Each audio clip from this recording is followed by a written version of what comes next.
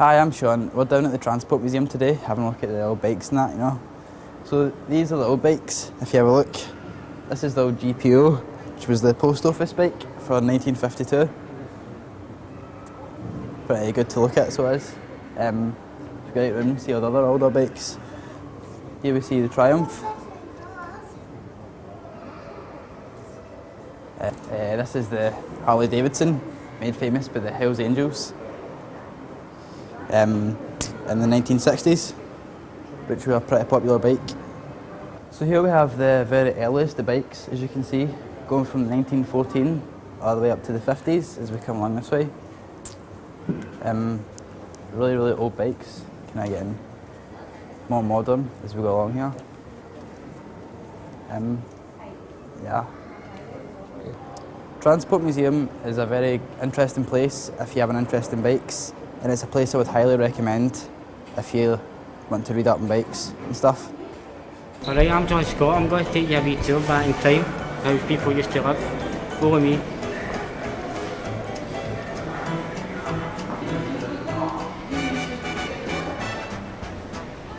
This is an old electricity store. Look at the cooker. Don't even feed a family of four that.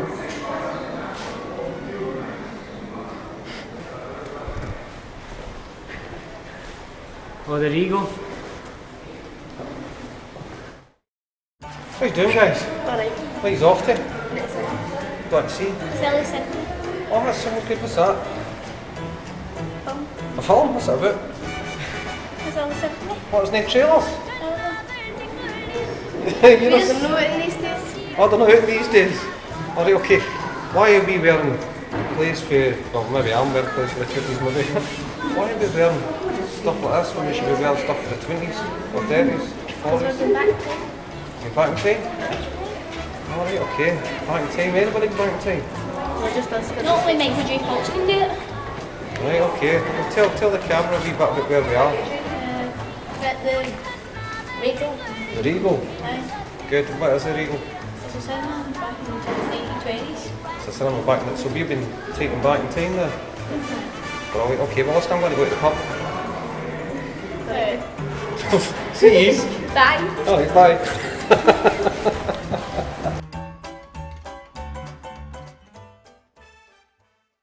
1850 to 1930, gypsy travellers had been around Scotland, which was economical and cultural.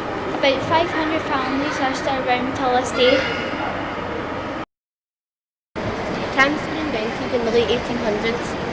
They could carry up to 40 passengers and travel 3 miles from the city centre.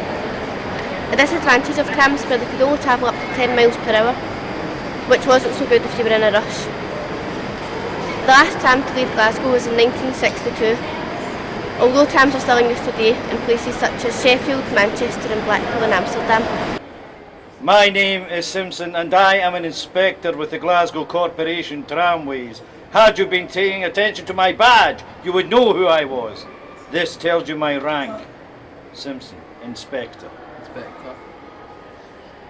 So Inspector Simpson, what was it like to be a passenger on the trams? On trams like this, it could have been a worry, you know. There was a big design flaw with this tram. And you know what it was? It was the bogies underneath. No, not the ones up your nose. The bogies were what the wheels were called. And the bogies were a very bad design. And when this tram went across junction points too quickly, or took a bend too quickly, it tended to jump the rails and crash. So very rarely would your passengers finish their journey. And it's a pity too, because the driver would get paid a 5p bonus a week, 5p a week, if he didn't crash his tram. 9 times out of 10 he did, I'm afraid. So very rarely did he get his bonus, very rarely did the passengers finish their journey. That's what it was like to travel in these. And you know that what?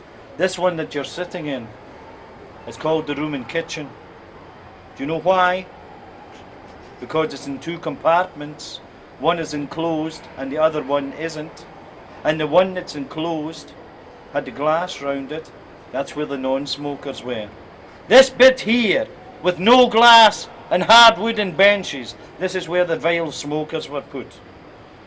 And if you were travelling down the road on a cold, wet, rainy day, you would maybe pull the blinds down to try and keep dry. you would maybe shut the doors back and front to try and keep a wee bit warm.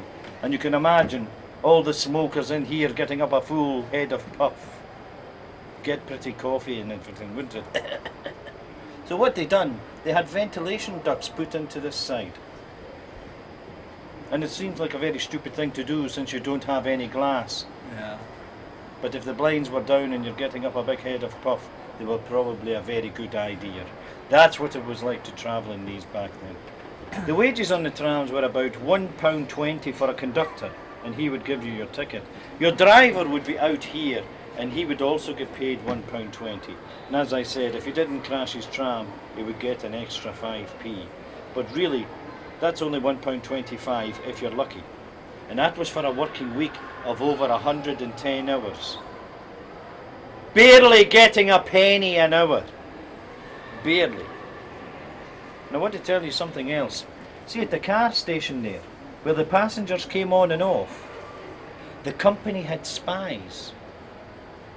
And they would maybe sit where you're sitting. And do you know what your job as company spy would be? You would be checking out my buttons to see if I had burnished them up enough. Checking out my shoes to see if I had bulled them up enough. And if you decided I was maybe a wee bit too shabby, you would get off at the next stop.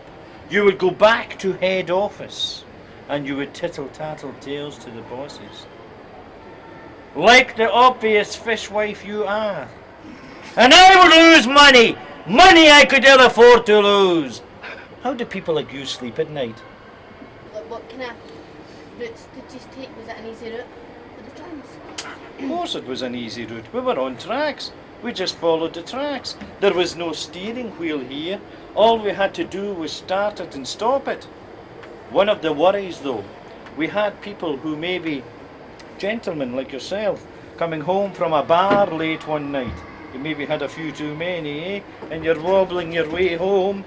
And you would think, it's awfully foggy here. I can't see my hand in front of my face. I know. I'll follow the tram tracks home. That'll get me home, because you knew the tram tracks would run past your house. Unfortunately for you, you would forget that the trams were still running. So you're walking down the tram tracks, and the next thing you know, down you go. So as more and more trams came on the road, more and more people were falling under the wheels, eh? More and more people getting chopped up into little pieces. So what they had to do, they had to improve this device here. And this was what they came up with. These two bits of wood at the front and this big platform here at the back. So now I want you to imagine the tram is coming down the road, maybe about 20 kilometers per hour. And we said, people like yourself, maybe walking along the tracks trying to find their way home. Stupid though it may seem, but there you go. Or maybe young ladies playing games with their friends out in the street, like Tigger Chases or something. Whatever happens, you're not watching where you're going. You run away from your friend, laughing and giggling, and the next thing you know, down you go. And you're now lying across the tracks, and those big metal wheels there are coming to get you. So what they done, they fitted these two bits of wood here and that big platform there. So now you need to imagine, you're hit, you're down, and the tram keeps coming. The next thing that happens is you smack into these two bits of wood here. Now I am going to count to 3, and I want you to keep your eyes on that board there. Don't take your eyes off it. Are you ready? 1, 2, 3. Look at that, and it's dropped down. It's going to act like a big scoop now. The tram keeps moving forward and you go right under here. But before those metal wheels get you, you get scooped up onto the board. The driver knows something's went wrong because the minute this triggers, a pedal jumps up in front of his foot. He knows he has to stop the tram as quickly as possible. Remember, he'll pull this handle anti-clockwise as far as it goes. Cuts the power, hammers on the track brake. Handbrake on. Stop it rolling away if it's on a wee hill, eh? And then you can come out and see what's left of the poor soul who went underneath, except this time, instead of those wheels getting him, he's been scooped onto the board and kept safe. Battered and bruised, probably, because this will give you a sore one. But at least he'll be in one piece. When we reach the end of the line, remember what we said. There is no steering wheel here. So how do you think we got back the other way? What do you think we had to do? It's a mirror image thing.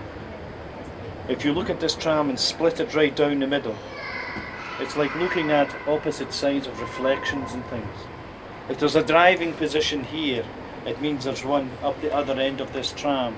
So I, at the end of the journey, would move right up to the other end of this tram. But there was a rule on the trams. Do you know what it was? You had to face the way the tram was travelling. What I would do, I would come through here and I would move the backs of the seats.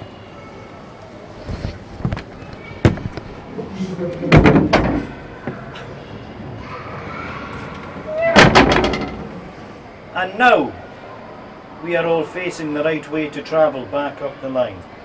I'm at the Transport Museum and I'm going to talk about ships. From the smallest ships to the biggest ships. This is the Queen Mary. In 1936, when the Queen launched the Queen Mary, newspapers described the ship as a symbol of hope when the country was suffering from the worst effect of the Great Depression. We get a number of people who actually worked on the Queens, especially the QE2. Quite a number come round here, and also quite a number have been cruising on her until she left just last year. These two Queens were built for the Cunard's Atlantic service, sailing between Southampton and New York. The Queen Mary was the first one. She was laid down in 1930 and completed in 1936. The Queen Elizabeth followed some years later. She sailed in her maiden voyage, a very secret maiden voyage because this was during the war, in 1940.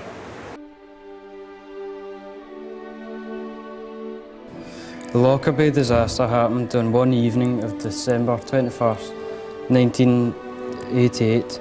A small explosive exploded aboard a jumbo jet, killing the 259 passengers and crew and 11 residents of the Scottish town of Lockerbie, where the wreckage fell. A suitcase was loaded into the hold of the aircraft at Heathrow Airport. The suitcase contained a cassette recorder. This was to be used as the bomb itself.